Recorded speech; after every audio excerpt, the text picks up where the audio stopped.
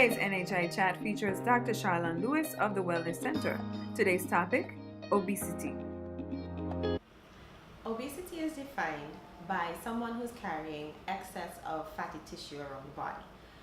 For the basic measurement would be your BMI.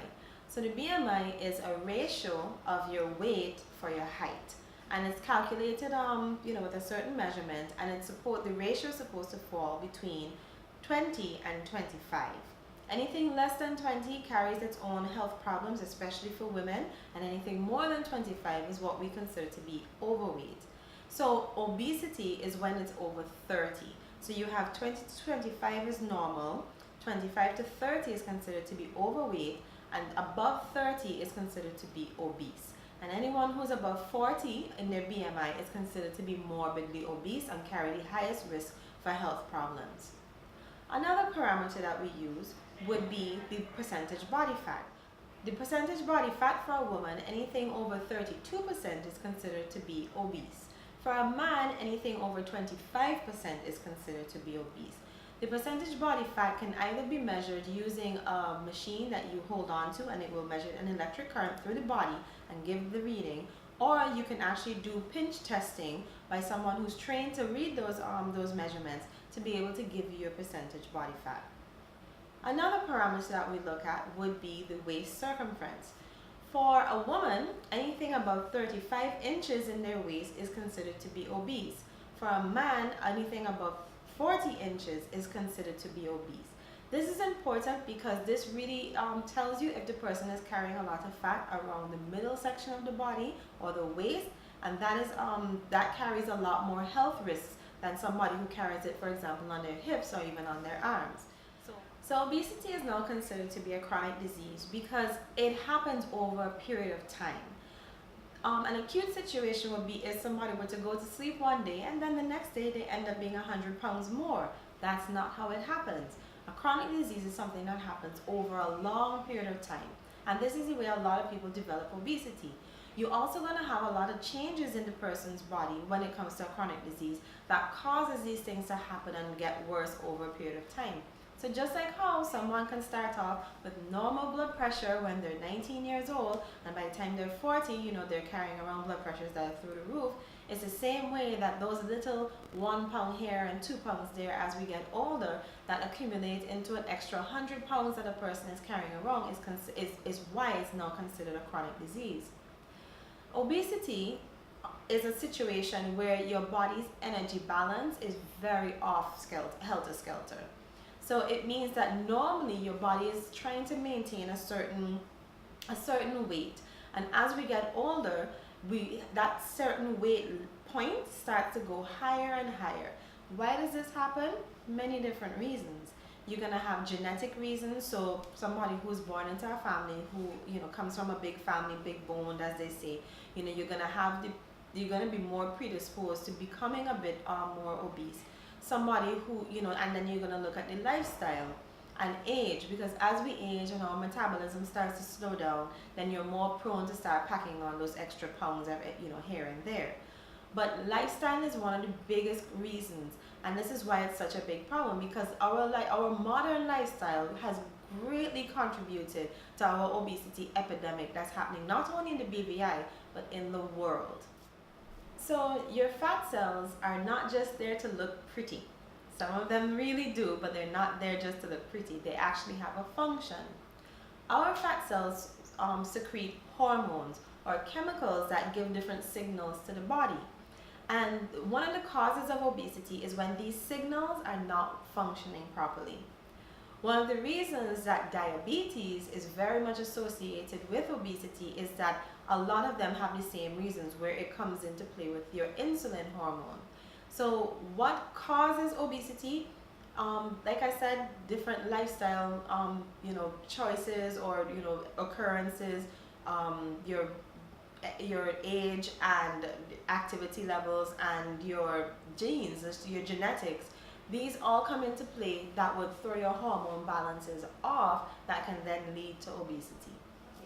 So people more at risk for developing obesity, like I said before, would be those who have it in their family already. those people need to be very careful when it comes to their food intake, because it may mean that their body does not process food the same way as somebody who does not have those genes predisposed. Another risk factor would be just your diet choices. A lot of times it has to do with food availability, convenience, taste. A lot of times. So people who are at risk for developing obesity, are people who find these kind of limitations. Activity levels are also a big risk factor. So we find that people who are not very active, throughout the day have a higher risk of developing obesity. And it really does sound very simple, but we do have to keep in mind that what causes obesity is an imbalance in what you're bringing into the body and what you're giving off in terms of movement and energy. And in today's world, we have food so readily available all the time. And these are foods that are very high in calories and high in, sugar and these other things. And they taste really good for a good reason, because the people who are making them want to get them sold. So we have a tendency to eat a lot of very yummy tasting but very high calorie foods, and that we don't have the same sort of active lifestyle that would compensate for eating all of these foods. We need to pay attention to the obesity epidemic that we're having in the BVI, because obesity, like I said, has a lot to do with your fat cells that are not just there being inactive in your body. Fat cells are very, very active. They secrete a lot of hormones that are going to cause all sorts of problems with, menstruation for women. Fat cells also increase inflammation in the body. And from the time you hear the word inflammation, you know that it's going to be something bad, because inflammation is a risk factor for things like cancers. It's a risk factor for developing high blood pressure and for diabetes, because the inflammation can actually attack different cells in the body and cause all of these problems to happen. In the Caribbean, we have a tendency to accept being bigger, and bigger is beautiful, and bold and beautiful. And we are bold and beautiful people.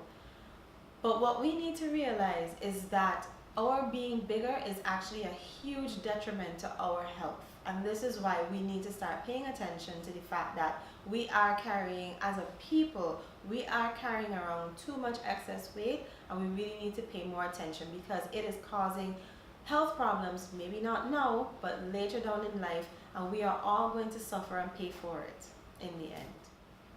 So what can we do about obesity?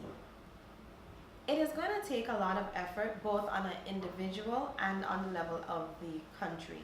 On an individual level, if you have listened to the words that I'm saying and you realize that something might be off, you measure your waist and it's more than 35 if you're more than 40 as a man, you check your BMI, you can do the calculations online. They're very simple. A lot of websites, because you just plug in your weight and your height, and it will calculate your BMI for you, and that will tell you where your BMI is.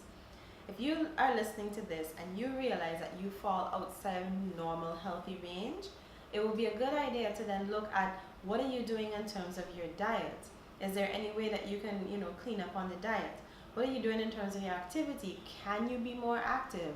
These little simple changes that a lot of times we very often just take for granted, because we're so busy with everything else in life.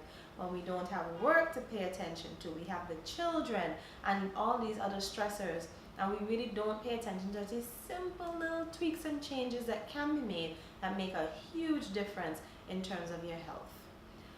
On a country level, what we need to do is that we need to make sure that we have healthy foods available for our people, so that we have a lot more options, we have a lot more choices, and then as a people we come together and start making our nation healthier.